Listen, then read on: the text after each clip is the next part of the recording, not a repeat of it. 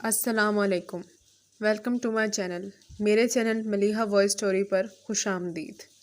تمام video updates کے لیے میرے چینل کو سبسکرائب کریں اور بیل آئیکن پر کلک کریں۔ شکریہ۔ آج میں آپ کو ایک بہت اچھی اور دلچسپ کہانی سنانے جا رہی ہوں۔ امید ہے آپ لوگوں کو پسند آئے گی۔ حمیرہ کے گھر آج ایک چھوٹا سا فریج آیا تھا۔ اس کی خوشی کا کوئی ٹھکانہ نہیں تھا۔ اب تک اس نے بہت سی تکلیفیں اٹھائی تھیں کہ وہ چپ چاپ تھوڑی تھوڑی رقم بچاتی رہی۔ کہتے ہیں نا کہ قطرہ قطرہ کر کے ہی دریا بنتا ہے۔ یہی حال ایک رقم کا بھی تھا جو حمیرہ نے اپنے فریج کے لیے بچائی تھی۔ حمیرہ نے بھی بہت تنگی ترشی اٹھا کر یہ رقم جمع کی تھی اور اس کے گھر آخرکار فریج آ گیا۔ اسی خوشی کے موقع پر خالہ بھی موجود تھی۔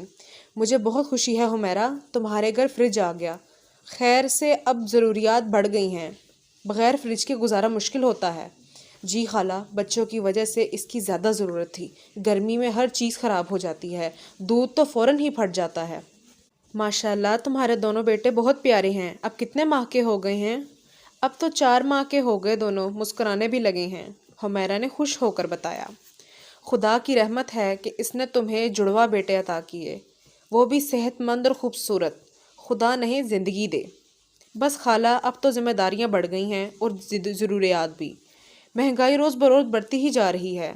اتنے میں چچا بھلکڑ بھی آ کر بیٹھ گئے۔ وہ بولے، مہنگائی تو بڑھ رہی ہے مگر ہماری بیگم بہت ہوشیار ہیں، انہوں نے اچھی خاصی آمدنی کا ذریعہ پیدا کر لیا ہے۔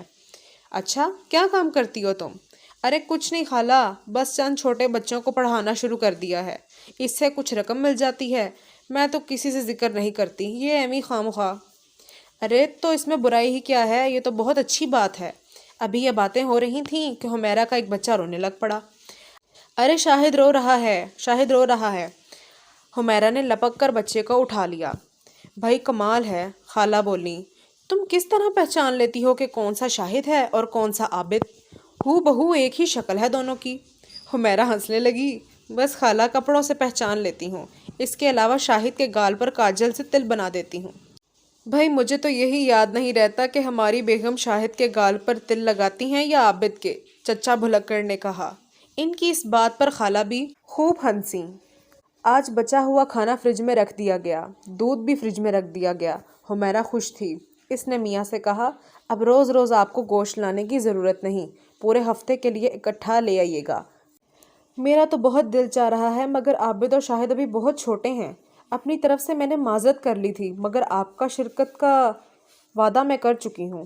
شادی کی تقریب شادی گھر میں ہے، کارڈ میں پتہ لکھ دیا گیا ہے، اس کا مطلب ہے مجھے جانا ہی پڑے گا۔ ضرور، آپ کا جانا بے حد ضروری ہے۔ مریم مجھے بہت چاہتی ہے اور وہ ہے بھی بہت اچھی۔ ٹھیک ہے، میں چلا جاؤں گا۔ ویسے بھی شادی کا کھانا کھائے ہوئے مدت ہی ہو گئی ہے، خوب ڈٹ کر کھاؤں گا۔ ارے نہیں، کہیں ایسا ہضم نہ کیجیے گا، دیکھنے والے بھلا کیا کہیں گے؟ کیا مطلب؟ اچھا چچا بگڑ گئے۔ شادی میں جاؤں گا اور خالی پیٹ واپس آ جاؤں گا؟ لوگ جتنا کھاتے ہیں کبھی غور کیا تم نے؟ پلیٹ میں بوٹیوں کا مینار بناتے ہیں، کھاتے کم اور پھینکتے زیادہ ہیں۔ آپ ٹھیک کہتے ہیں، میرا یہ مطلب نہیں تھا۔ حمیرہ دل ہی دل میں شرمندہ ہو گئی۔ حمیرہ اور بچے سو چکے تھے۔ چچا بھلکڑ کو نیند نہیں آ رہی تھی۔ وہ سوچ رہے تھے کہ گوشت والے کی دکان پر بہت بھیڑ ہوتی ہے، لائن لگانی پڑتی ہے۔ دکاندار کہہ رہا تھا کہ وہ صبح سویرے دکان کھول دیتا ہے، اس وقت کوئی گاہک نہیں ہوتا۔ اب میں ایسے کروں گا کہ کل سویرے ہی سویرے پہنچ جاؤں گا۔ کل 25 دسمبر کی چھٹی ہے، دیر تک سوئے رہنے سے کوئی فائدہ نہیں ہے۔ بیگم بھی خوش ہو جائے گی۔ چپ چاپ 2 کلو گوشت لا کر فریزر میں رکھ دوں گا۔ یہی سب سوچتے سوچتے وہ سو گئے۔ صبح 5 بجے ان کی آنکھ کھل گئی۔ ہر طرف اندھیرا پھیلا ہوا تھا۔ سردیوں کے دنوں میں ویسے بھی دیر سے صبح ہوتی ہے۔ بہرحال 6 بجے گھر سے نکل گئے، حالانکہ دکان 6:30 بجے کھلتی تھی۔ حمیرہ نے انہیں گھر سے جاتے دیکھ لیا تھا مگر یہ سوچ کر پوچھنا مناسب نہ سمجھا کہ ایویں خواہ مخواہ ناراض ہو جائیں گے۔ اب چچا بھلکڑ دکان پر پہنچے تو وہ بند تھی۔ خیر کوئی بات نہیں، انتظار کر لیں گے۔ کھڑے کھڑے ٹانگیں دکھنے لگ گئیں، گوشت والا نہ آیا۔ اب ہر طرف دھوپ پھیل چکی تھی۔ ایک صاحب کو چچا نے روک کر وقت پوچھا، کیوں بھائی، کیا وقت ہوا ہے؟ 7:20۔ افواہ، اتنی دیر؟ یہ کیا کہہ کر چچا ادھر ادھر بے چینی سے ٹہلنے لگے۔ اس طرح آدھا گھنٹہ اور گزر گیا، دکان نہ کھلی۔ اب تو چچا کے قوت برداشت جواب دے گئی تھی۔ انہوں نے سامنے والے پان والے سے پوچھا، ارے بھائی تمہیں کچھ معلوم ہے یہ گوشت کی دکان آج کیوں نہیں کھلی؟ پان والا ہنسنے لگا، آپ کو معلوم نہیں؟ نہیں، تمہیں معلوم ہو تو بتا دو۔ آج بدھ ہے بھائی جی، منگل اور بدھ کو گوشت کا ناغہ ہوتا ہے۔ لا حول ولا قوت۔ چچا نے جھنجھلا کر گردن دائیں بائیں گھمائی۔ اچھا تو آپ اتنی دیر سے اسی وجہ سے کھڑے تھے؟ پان والے نے مسکرا کر کہا۔ چچا بھلکڑ نے کوئی جواب نہ دیا، غصے سے پاؤں پٹکے گھر کی طرف روانہ ہو گئے۔ گھر پہنچے تو 8 بج چکے تھے۔ حمیرہ پریشان کھڑی تھی، خدا جانے میاں جی سویرے سویرے کہاں چل دیے۔ میرا گھر آئے تو اس نے سکون کی سانس لی اور بولی، کہاں چلے گئے تھے آپ؟ میں تو پریشان ہو گئی تھی۔ جہنم میں، چچا نے غصے سے آ کر کہا اور دھم سے پلنگ پر بیٹھ گئے۔ ان کا موڈ سخت آف ہوا تھا۔ حمیرہ ڈر کر خاموش ہو گئی، پھر بولی، ناشتہ لے آؤں؟ لے آؤ۔ ناشتہ کر کے میاں جی کے حواس درست ہوئے تو ساری رودات سنائی۔ حمیرہ کو ہنسی تو آئی مگر اس نے ظاہر نہ کیا۔ اتنی مشکل سے تو میاں جی کا موڈ ٹھیک ہوا تھا، اب کہیں پھر نہ بگڑ جاتا۔ آج مریم کی شادی تھی۔ حمیرہ نے میاں کا شلوار سوٹ اچھی طرح سے استری کیا اور بولی، یہ لیجئے، میں نے آپ کے کپڑے استری کر دیے ہیں، شیروانی پہن کر جائیے گا، اچھی لگے گی آپ پہ۔ جوتے بھی پالش کر دینا۔ وہ بھی کر دیے ہیں، دیکھیے کیسے چمک رہے ہیں آپ کے جوتے۔ چچا بھلکڑ خوش ہو گئے۔ اب حمیرہ ایک بڑا سا پیکٹ لے آئی۔ یہ کیا ہے؟ چچا نے پوچھا۔ یہ مریم کے لیے تحفہ ہے، مگر اس میں ہے کیا؟ اس میں ساڑی ہے، وہ جو میری سہیلی سریا میرے لیے لائی تھی، میں نے ابھی تک استعمال نہیں کی۔ اس وقت مریم کو دینے کے لیے میرے پاس اور کچھ نہیں ہے اس کے علاوہ، اس لیے آپ یہ لے جائیے۔ مگر یہ تو بہت قیمتی ساڑی ہے۔ ہاں، مگر مریم کی محبت سے زیادہ قیمتی نہیں ہے میرے لیے۔ آپ اسے کسی ذمہ دار آدمی کے ہاتھ میں دیجیے گا۔ ویسے میں نے اپنے نام کی پرچی تو اس میں لگا ہی دی ہے۔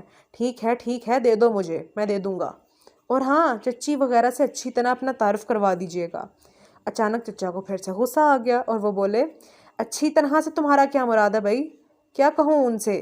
میں غریب ہوں، کلرک ہوں، سب کچھ بھول جاتا ہوں، اس لیے اپنے پرائے سے اب چچا بھلاکو کہتے ہیں مجھے۔ کیوں، یہی کہنا چاہتی ہو نا؟ بولو۔ آج کل چچا کو نہ جانے کیوں غصہ آ جاتا تھا۔ حمیرہ ڈر گئی۔ ارے بولی، نہیں، میرا یہ مطلب نہیں تھا۔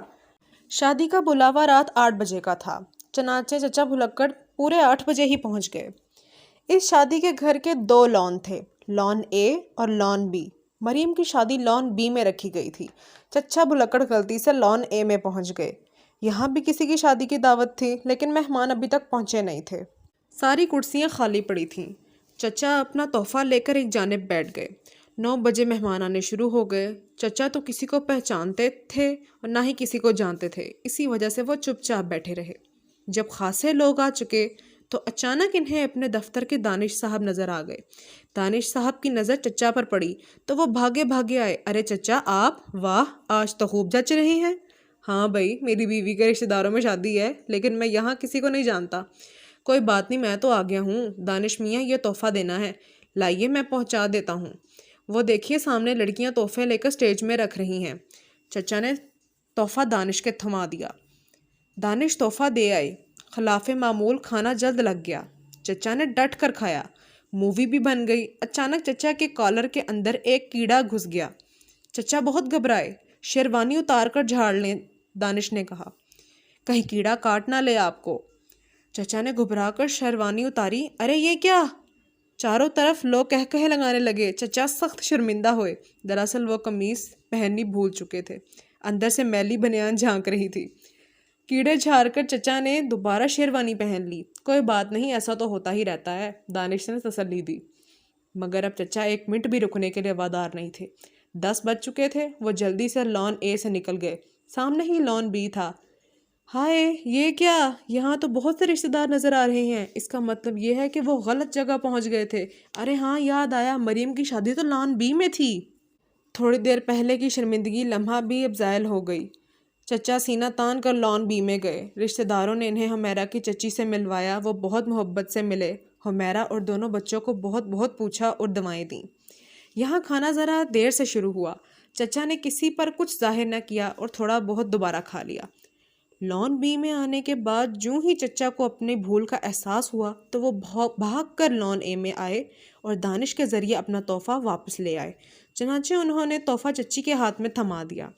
کھانے کے بعد چچی نے ایک تھیلے میں پلاؤ اور دوسرے میں قورمہ بھر کر چچا کو دے دیا اور بولی، لو یہ ہمیرا کو دے دینا۔ ارے چچی اتنا کھانا؟ ارے میاں فریج میں رکھ لینا، فریج تو ہوگا نا تمہارے پاس؟ جی ہاں فریج تو ہے ہمارے گھر، بالکل ہے، اس میں رکھ لیں گے، ٹھیک ہے، چچا خوش ہو کر بولے۔ ایک رشتہ دار انہیں اپنی گاڑی میں گھر تک چھوڑ آئے۔ ہمیرا میاں کے انتظار میں جاگ رہی تھی۔ اس نے پلاؤ قورمے کے دیگچوں میں ڈال کر فریج میں رکھا۔ اتنی دیر میں چچا بھلکڑ نے کپڑے تبدیل کر لیے۔ اس بار ہمیرا کو ان کی حماقتوں کی خبر نہ ہو سکی، کیونکہ وہ آرام سے لیٹ کر شادی کی روادات سن رہی تھی اور ہمیرا خوش ہو رہی تھی۔ 3-4 دن گزر گئے، چچا کی خوش مزاجی میں فرق نہ آیا، کیونکہ شادی کے بعد یہ پہلی بھول تھی جس کا پتہ ہمیرا کو نہیں چل سکا تھا۔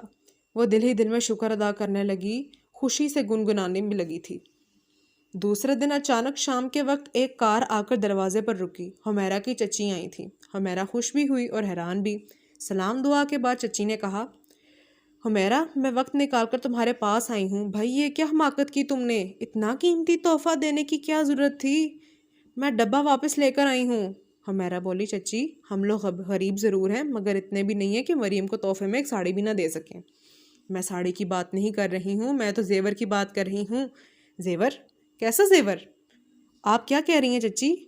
اب چچی نے پلاسٹک کے تھیلے سے پیکٹ نکال کر کھولا۔ اس کے اندر سرخ رنگ کی ساڑی جھلملا رہی تھی اور ایک عدد زیور کا ڈبہ بھی تھا جس میں بہت خوبصورت سونے کا سیٹ تھا۔ یہ کیا ہے چچی؟ یہ تم نے بھیجا تھا اپنے میاں کے ہاتھ؟ نہیں چچی میں نے تو نیلی ساڑی بھیجی تھی۔ بھائی یہ پیکٹ شاد میاں نے خود میرے ہاتھ میں دیا تھا۔ عجیب بات ہے، یہ کیسے ممکن ہے؟ میں اپنے میاں سے پوچھو بلا کر۔ ہمیرا حیران پریشان میاں کو بلا لائی۔ ان کے سامنے سارا معاملہ رکھا گیا۔ چچا بھلکڑ خاموش بیٹھے دیکھتے اور سنتے رہے۔ آپ بولتے کیوں نہیں؟ یہ سارا قصہ کیا ہے؟ ہمیرا نے میاں سے شانہ ہلا کر پوچھا۔ اب تو چچا بھلکڑ کو بتانا ہی پڑا کہ کیا معاملہ تھا۔ میں غلطی سے لون اے کی شادی میں چلا گیا تھا اور تمہارا تحفہ انہیں ہی دے آیا۔ بعد میں لون بی میں گیا تو پتہ چلا کہ مریم کی شادی ادھر ہو رہی ہے۔ پھر میں واپس لون اے میں گیا اور ان سے تمہارا واپس تحفہ لیا۔ میرا خیال ہے غلطی سے تحفہ بدل گیا ہوگا۔